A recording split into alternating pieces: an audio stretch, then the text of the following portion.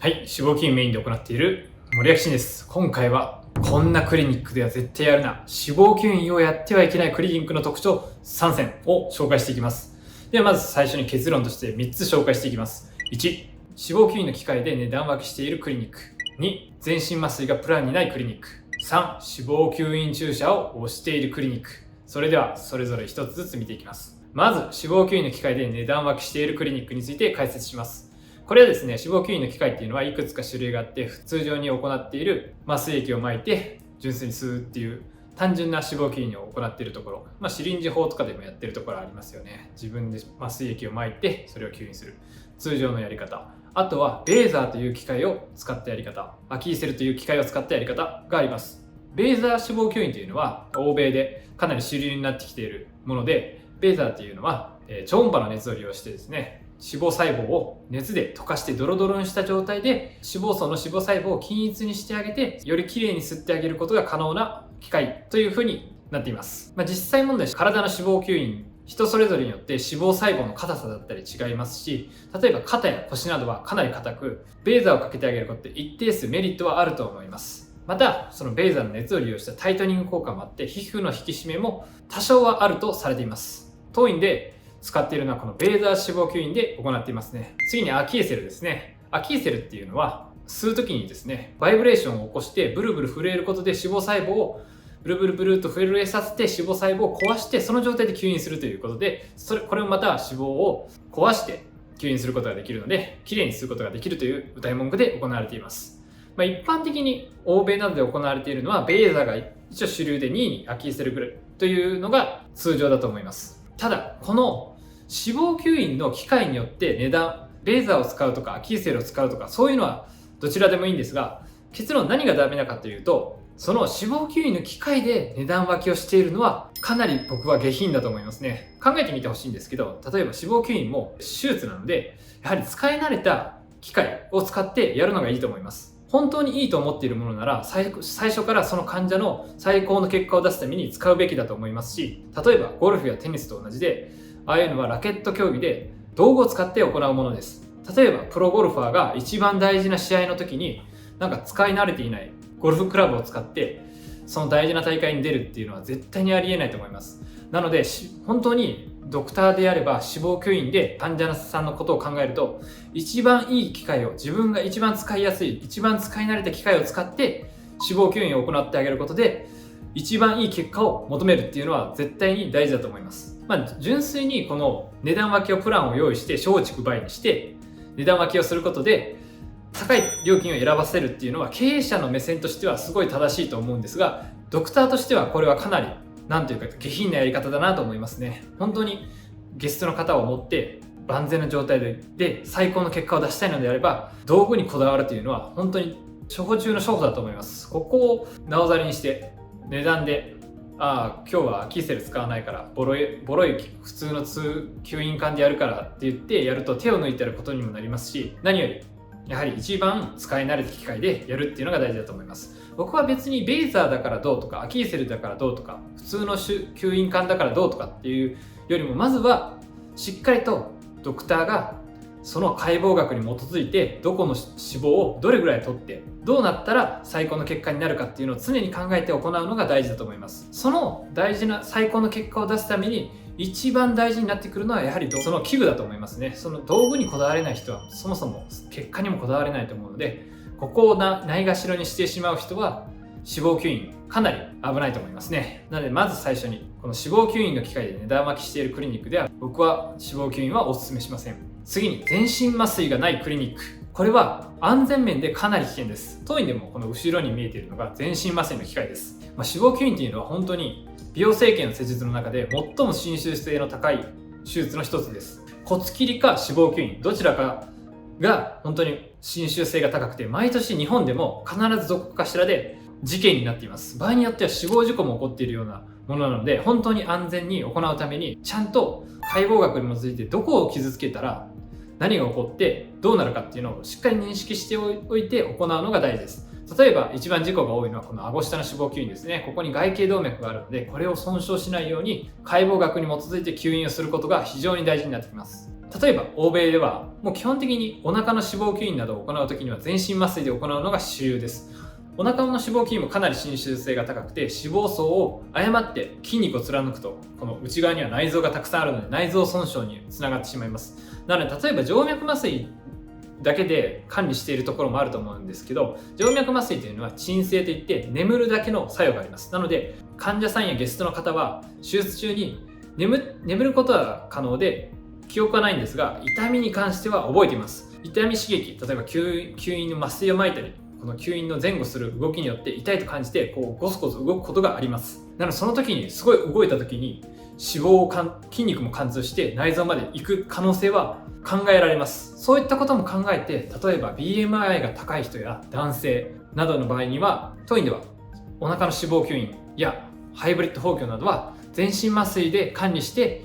安全面を大事に考えています。全身麻酔の最大のメリットとしては、ここに管を入れて相関している状態なので気道が安定している。さらに循環、麻酔科医のドクターに来てもらって行っているので、血圧も管理してもらいながら行っています。さらに動かないで行えるので、そういったゴソゴソして事故につながる危険性もないです。こういった3つの観点でとても大事になってきます。やはり何かあった時に一番大事なのがこの呼吸を保てているということと、血圧、循環ですねが保てているというのが、まず命を守る上でとても大事なものなので、それが守られた状態で手術を行えるというのはとても安心して行えることになります。全身麻酔は確かに時間単価が合わないんですよね。しっかりもう麻酔科のドクターを呼んで、その手配する手順もあって、さらに来てもらって全身麻酔をかけて管を入れて麻酔科医の先生に管理してもらって、最後抜いてまた待合室で待っていて眠りが覚めて帰ってもらうっていうのが工程が必要なので、普通の静脈麻酔よりもかなり時間がかかります。なので1日に何件もオペしたいクリニックなどでは全身麻酔を行うとかえって手術が回らないっていうので、手術の件数を絞らないといけないです。そうなるとやはりクリニックの経営、お金のことを考えると割に合わないというので、全身麻酔をしないというクリニックは多いと思います。ただし本当に事故につながる可能性もある脂肪吸引なので、未然に防ぐことが大事というのはとても大事な考え方です。基本的に例えば二の腕の脂肪吸引をするだけとか、太ももの脂肪吸引をするだけとか、女性の方で身長や体重がそこまで低くない人のお腹の脂肪吸引する、包協するっていうのは静脈麻酔をかけて鎮痛剤のフェンタニルを入れてあげて管理するというのは特に問題はないと思いますが、そういった危険性のある方で万が一起こった時に何か対応できることができるので、そういった方には全身麻酔で管理するというのは大事なことになってきます。最後です。脂肪吸引注射を押してくるクリニック、これだけは本当にやめといた方がいいです。世界中どこを見渡しても脂肪吸引注射という施術を行っているのは日本だけです。というかこれは造語なので、本来は脂肪吸引注射となんか聞こえのいいものですが、やっていることは単なる小さい細いカニューレで脂肪吸引を行っているだけです。脂肪吸引というのはこの見て分かる通り、こういったカニューレを使ってカニューレを前後させて動かしながら吸引しています。この太さが大体 3.7mm なんですけど、脂肪吸引注射で使っているのは 1.6mm から 2mm ないぐらいの細いものを使って行っているそうです。当院でも 2mm ぐらいの細いものを使って脂肪吸引をすることはありますが、それ単体でやることは絶対にありえません。この脂肪吸引注射、簡単にできて脂肪が少し取れて、とてもダウンタイムが少なくていいよっていう風に大手では謳っていると思います。ただしこれ本当に気をつけないといけないと思います。結構僕のクリニックにも来てくれるのが、脂肪吸引注射をやった後で取り残しがあると言って来てくれます。ちょっとここに動画出しておくんですけど、これ見て分かる通りかなりボコボコになっているのが分かるかなと思います。脂肪吸引注射っていうのはやはりドクターの方もそんなに取らなくていいやっていうので結構適当にやることが多くて、さらに細いカニューレだけで脂肪吸引をするっていうのはかなり難しい作業になってきます。なので脂肪層っていうのは浅い層、真ん中の層、深い層ってなってるんですけど、この深い層だけを吸ってあげて、ちょっと吸ってあげてそれで終わりっていう風にするのが多分脂肪吸引注射で一番無難にできることだと思います。僕は以前まで顔ぐらいなら脂肪吸引注射やってもいいんじゃないかなと思ってました。僕も 3mm と 2mm のものを使ってるんですけど、脂肪吸引注射っていうのは 1.6mm ぐらいなので、この 2mm のやつがほぼ脂肪吸引注射と変わらない作業になっています。ただし 3mm のもので全体的にまんべんなく吸った後に気になるところ 2mm でさーっと取る感じで僕はやっているのでちょっと違うんですけど、ただ最近顔の修正でも脂肪吸引注射の方がかなり多くなっています。この動画で見てもらって分かる通り、このボコボコした感じ、これが脂肪吸引注射でできた後ですね。で、これ本当に怖いのは、脂肪吸引注射って小さいもので吸引しているので、本当に鳥ムラがあると無数にこのボコボコしたのがシュッシュッシュッって線みたいに入ります。そうするとこのベーザーを使ってかなり熱を加えてドロドロにしても溶けきれなくて、岩のように硬くなった脂肪細胞が残っているのが分かります。これ本当に修正でやっても取りきれない時があるので、本当に脂肪吸引注射で安易に脂肪を取るのは絶対にやめといた方がいいです。上手いドクターがやると大丈夫だと思うんですけど、大手だとやはり最初未経験のドクターなどもやって解剖なども分からず適当にやることでこういったボコボコ感が生まれるんだと思います。こういう脂肪吸引注射っていうのは本当に聞こえはいいので、マーケティング要素は強くて情弱を騙すためのビジネスみたいになってますよね。あと細いカニューレだけで例えば体の特にお腹とかですね吸引するとかなり危ないです。僕はトイにはいろいろなカニューレを使ってお腹とか太ももとかは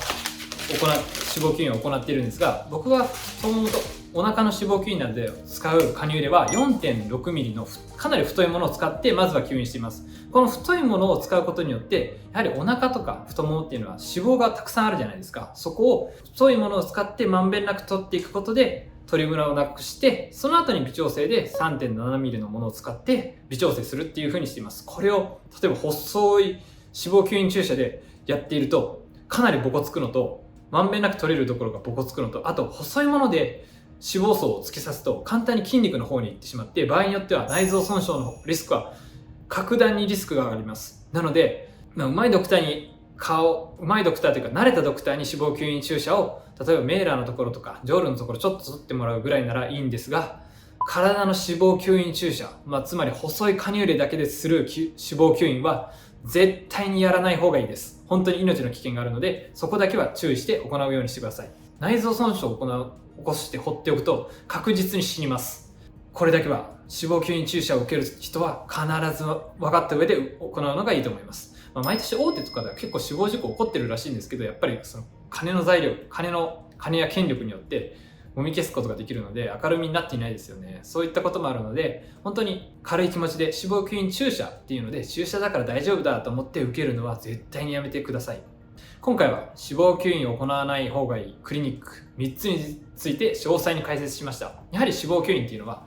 簡単なオペではないので、本当に安易に受けるというのではなくて、しっかりと調べた上で選ぶのが大事だと思います。今後も脂肪吸引や包協などボディやフェイスラインに関する動画を投稿していくので、チャンネル登録といいねよろしくお願いします。それでは。